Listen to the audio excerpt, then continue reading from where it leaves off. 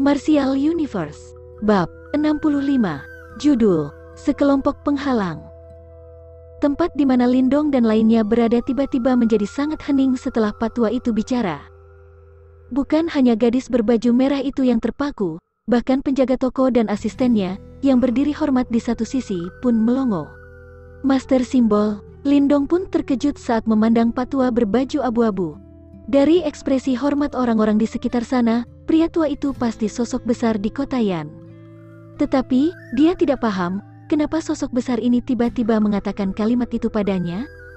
Lindong selalu bersikap waspada terhadap orang asing, terlebih pada keadaan yang tampak terlalu indah untuk menjadi kenyataan.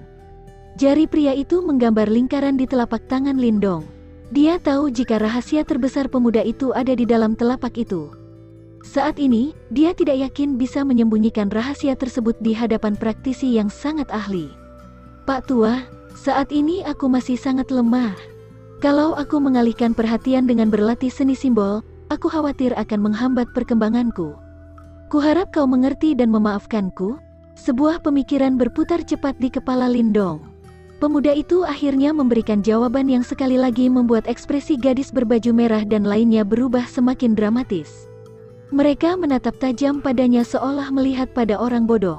Orang ini, apa dia tidak tahu berapa banyak orang yang bermimpi menjadi murid guru besar Yan? Beraninya dia menolak tawaran itu. Hahaha. Menjadi Master Simbol tidak hanya mengukir simbol mistis pada benda. Master Simbol yang sesungguhnya bisa mengguncang gunung dan memindahkan sungai dengan mudah. Penolakan itu membuat pria tua tersebut sedikit terkejut. Lantas, dia tersenyum dan mempertimbangkan. Bagaimanapun, dia merasa sayang jika tidak mengembangkan potensi mental energi yang luar biasa ini. Tetapi, semakin ramah orang itu, semakin Lindong tidak berani menyetujui. Jika dia tidak memiliki rahasia, Lindong akan menerima dengan senang hati tawaran pria dengan kekuatan luar biasa itu. Sayangnya dia kini memiliki batu talisman misterius. Dia tidak yakin orang di depannya masih bisa bersikap seramah ini jika rahasianya terbongkar. Pak Tua, izinkan aku kembali dan membicarakan hal ini dengan keluargaku. Setelah aku mendapatkan jawaban, aku akan kembali kemari mencarimu. Setelah mempertimbangkan beberapa saat, Lindong akhirnya menjawab. Karena sekarang kau tidak tertarik, aku tidak akan memaksa. Kalau kau sudah memikirkannya, kau bisa membawa benda-benda ini ke Tosat Gold Merchant dan cari aku. Bagaimanapun, tampaknya kita ditakdirkan bertemu.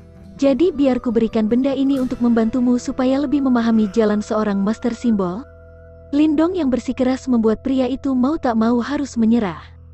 Tanpa pikir panjang, dia mengambil dua benda dari dadanya.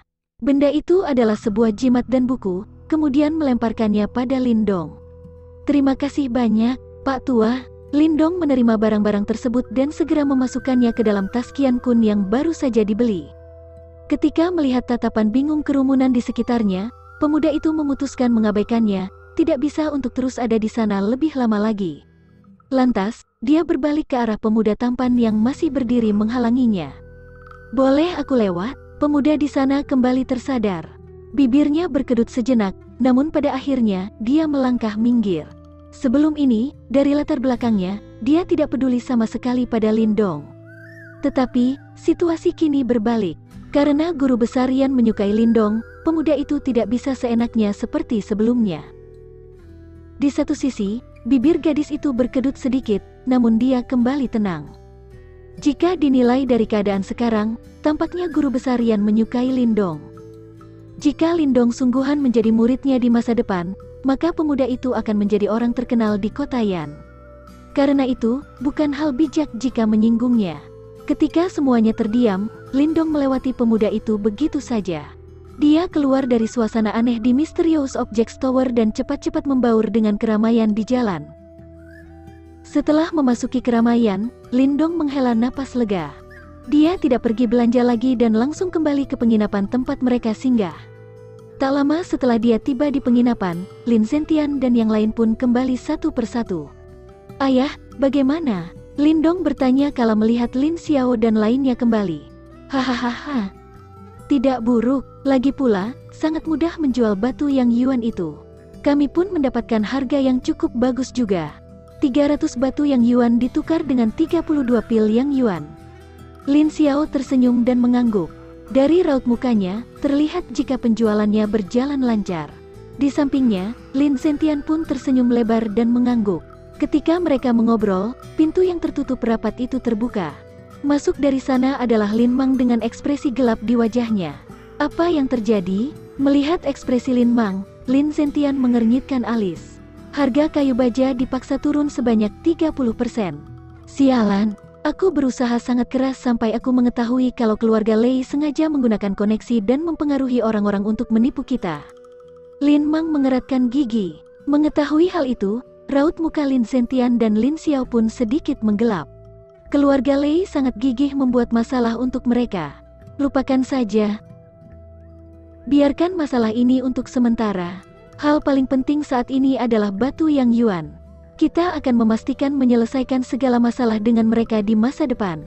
Setelah hening sesaat, Lin Zentian akhirnya menyeru dan melambaikan tangan. Selama tambangnya berjalan lancar, maka penjualan kayu baja hanyalah masalah kecil. Baik, Lin Xiao dan Lin Mang mengangguk. Seperti kata Lin Zentian, saat ini, hal paling penting adalah batu yang yuan. Karena urusan kita di sini selesai, kita harus pergi. Bisik Lin Zentian. Bagaimanapun, beberapa anggota elit keluarga Lin sedang jauh dari kastel, lebih baik jika mereka tidak pergi terlalu lama. Dengan keputusan Lin Zentian, tidak ada satupun yang membantah, lantas mengangguk. Kemudian, mereka mulai memberikan perintah untuk mengumpulkan transportasi dan meninggalkan kota. Sementara Lin Zentian dan lainnya bersiap meninggalkan kota, di sebuah ruangan kotayan, duduk dua orang. Salah satunya adalah Lei Pi dari keluarga Lei. Hahaha. Kali ini kami harus berterima kasih pada manajer Hua.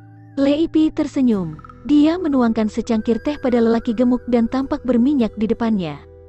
Melihat hubungan kita, ini hanyalah masalah kecil. Semua sumber daya kayu yang melewati kota yang terhubung dengan kami. Kami memerintahkan supaya hanya sebagian kecil saja yang masuk. Apa yang bisa dilakukan keluarga Lin yang kecil itu? Lei Pi tersenyum dan mengangguk. Lelaki gemuk itu mengusap wajah tembam dan berminyaknya, kemudian menatap Lei Pi dan berkata, "Setahuku, keluarga Lin pergi ke dua tempat untuk menjual barang. Kayu baja hanya salah satunya." Oh, Lei Pi terkejut. Ketika dia melihat senyum tak jelas di wajah lelaki gemuk, Lei Pi seolah paham akan senyum itu dan segera mengeluarkan 5 biji batu yang yuan.